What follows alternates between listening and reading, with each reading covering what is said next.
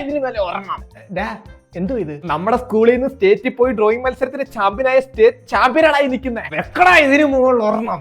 ഇവനാ? പിന്നെ അല്ലാതെ ഇത് നാട്ടിലെ പീക്കിരി പിള്ളേരുടെ കൂടി ഇരുന്ന ഗെയിം കളിച്ചുണ്ടാക്കിയതല്ല, വരച്ചുണ്ടാക്കിയതാ. വരച്ച് വെക്കടാ ഇതിന് മുകളിൽ ഒരെണ്ണം. അതിന് ഇങ്ങനെ ഒരു ഡ്രോയിങ് മത്സരം നടന്ന കാര്യം നമ്മളൊന്നും പറഞ്ഞില്ലല്ലോ. അതിന് നിനക്ക് വരയ്ക്കാൻ അറിയാവോ? ഇല്ല. പിന്നെ നീ എന്തിനാ അറിയുന്നേ?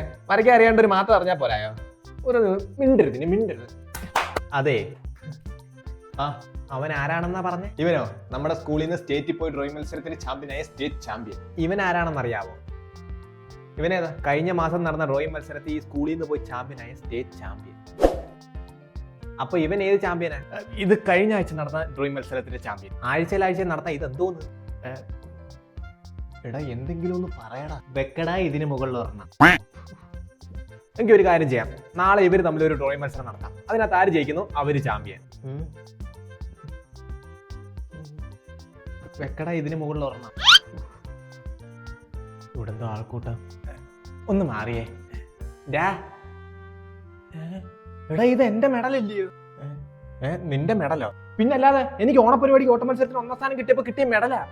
എടാ അപ്പൊ ഇതിനായിരുന്നോടെ ഇന്നലെ റെക്കോർഡ് വരച്ചതാന്ന് പറഞ്ഞ എന്റെ വീട്ടിൽ വന്ന ഈ മെഡൽ എടുത്തോട്ട് പോകാനായിരുന്നോ? റെക്കോർഡ് വരച്ചു തരാനോ?